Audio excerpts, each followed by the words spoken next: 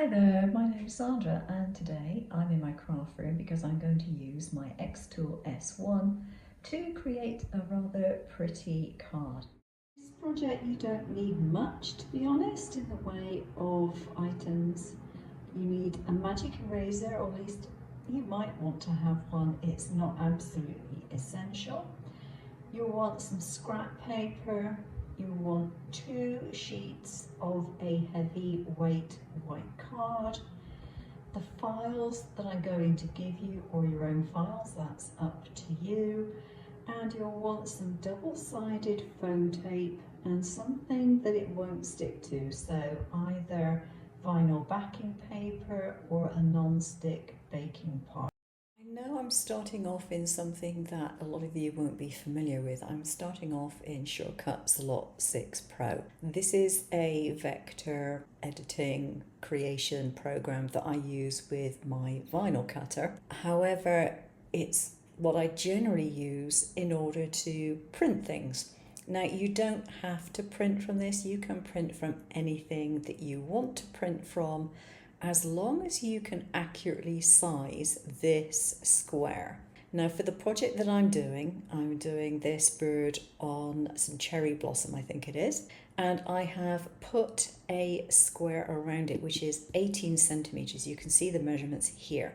Now, this is important. You need to know the precise measurement because this will not work well if you don't.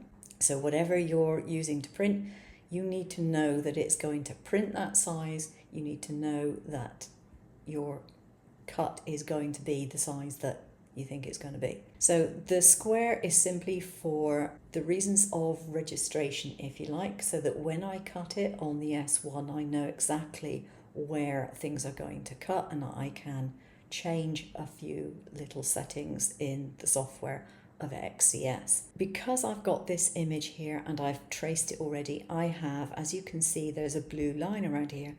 I have a cut line on my image already. If you're using a different image and you don't have a cut line around it, you can trace it in XCS. That's just an extra step that you'll need to do. I don't need to do any tracing because I've exported this as an SVG and it'll be imported into xTool Creative Space. If you're printing anything out, 72 dpi is probably the way to go. I've saved that file and I've created another page for this. Now all I did was I clicked on my image here, I copied it and I pasted it onto another page and I centered it side to side and I put it where I thought I needed it to go for my card, because I'm making a greeting card. I'm going to be making an A5 greeting card. So this is an A4 sheet, which is what I habitually print on, being as I'm in Europe. And this is low enough down that it's going to allow me to put some words here and here if I want to. I printed off this one, and on this one here, I printed it off. And you'll notice on the one that I've actually got registration marks on it like this.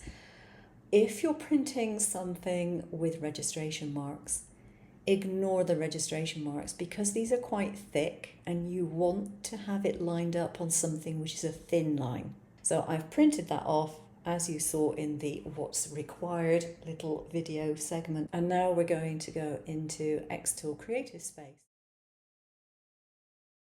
xTool Creative Space, I'm going to come up to the picture symbol here and find my file. So that one is the print only and the cutout. Now for some reason it hasn't actually opened up. I think sometimes it takes a little while for the computer to store it for some strange reason. Okay, so we got this one which says it's 18 centimeters square. So when we open it, we'll see how big that actually is. Okay, so it's coming up at 179.87. It's almost 18 centimeters, but not quite. So I need to put in 180 millimeters. There we go. And because it was locked, it's done both sides the same. So this is the size that I need to cut out for my design. As I mentioned, if you're doing a different design, you'll need to do a trace.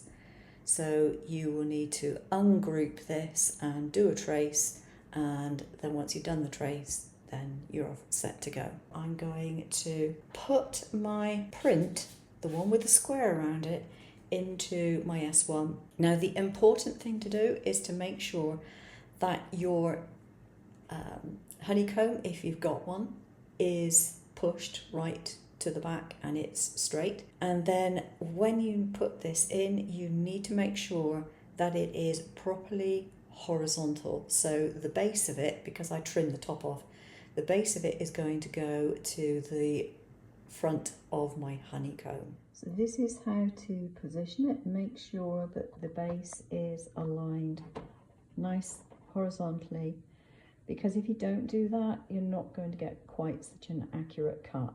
The more accurate you are here, the more accurate your end result will be.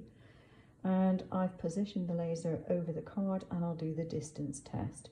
I already know the cut settings for this material. So I've positioned my card as you saw just now, and I want to do my distance setting, which is this one here. And then we see the laser mark show up.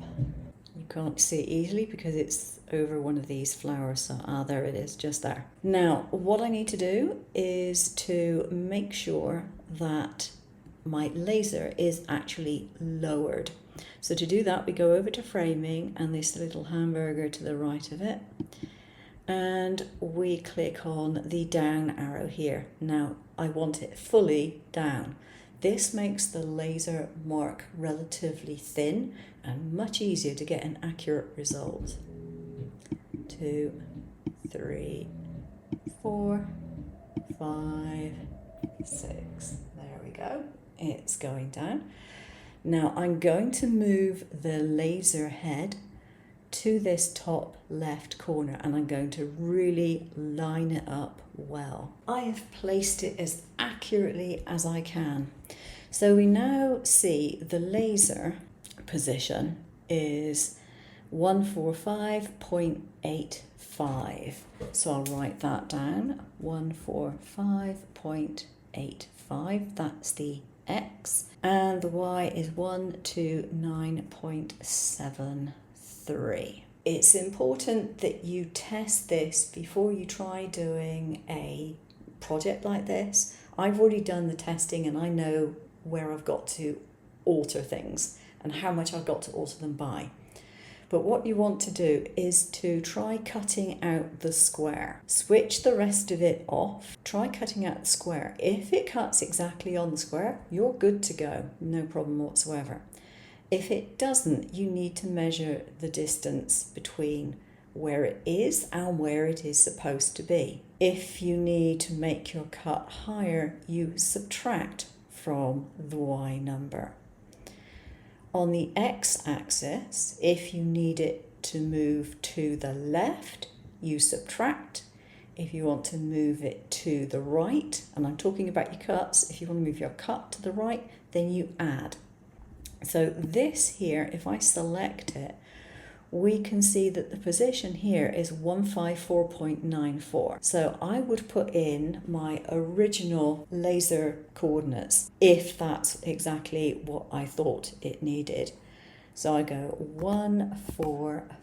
sorry, not on the right place here, 145.85, and you can see it moves in line with that cross. And the Y coordinate was 129.73. There we go. Now you would think that would be exactly it, but in the case of my particular S1, I need to adjust it by taking away 0.6 on the X axis. 145.85 minus 0.6 is 0.25. Yeah, it should be 0.25. So click on that again and make it 2.5.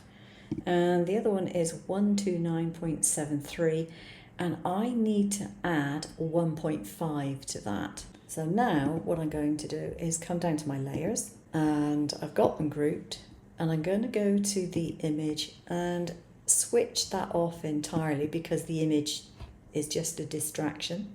I've got my cut lines there.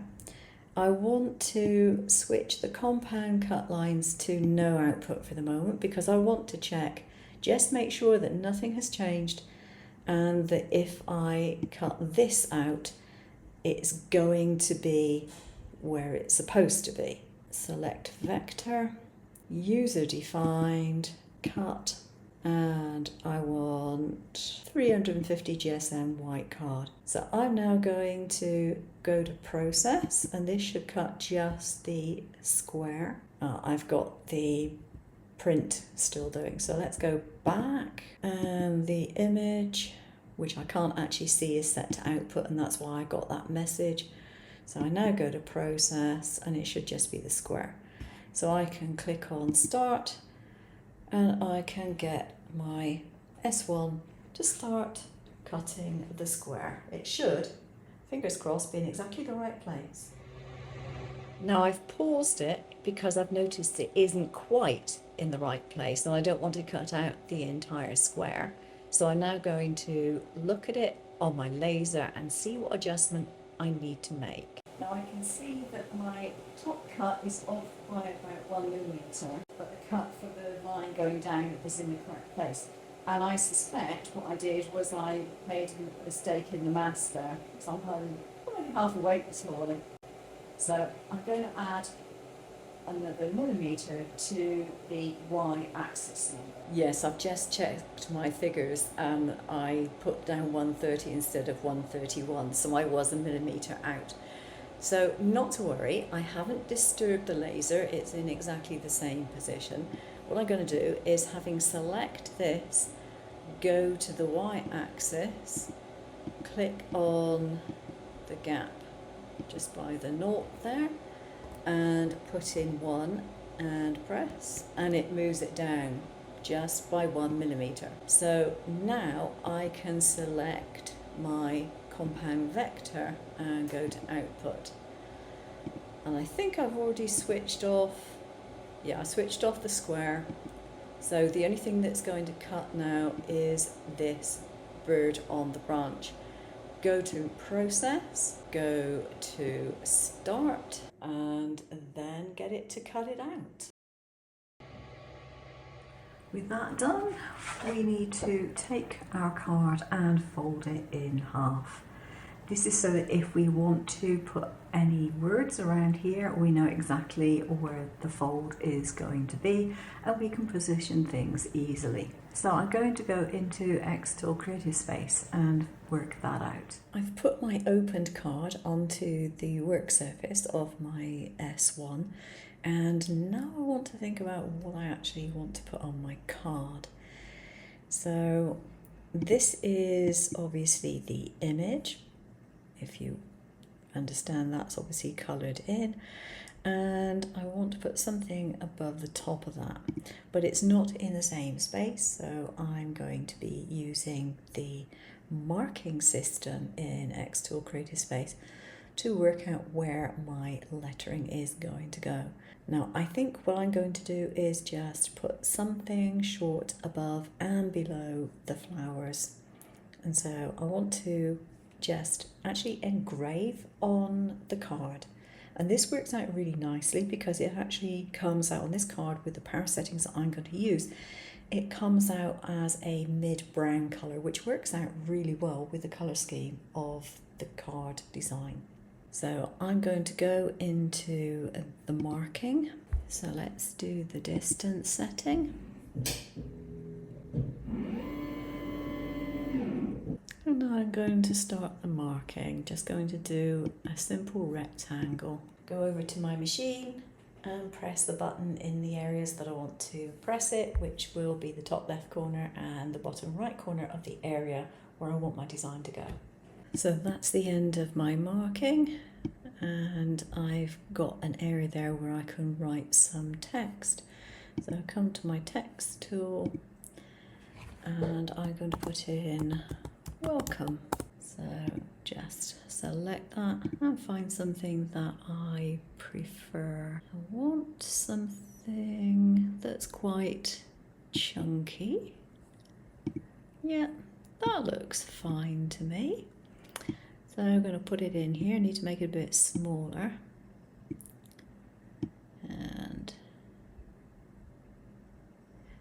that's in the middle. Yeah, that's about it. And I want that to be engraved, and I want user defined, and it is vector engraving 350 GSM card that was. So I'm going to process that. I did the same process, and I have got the To Your New Home in a different font. Go to start.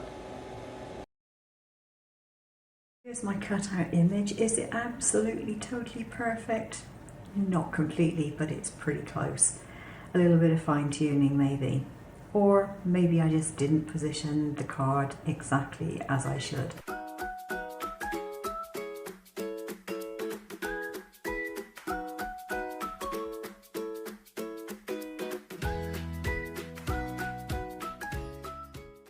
There we have our finished card, which looks really great because this design is now three-dimensional. So I hope you've enjoyed this project and that you'll watch more xTool videos so that you can learn what else you can do with your xTool S1.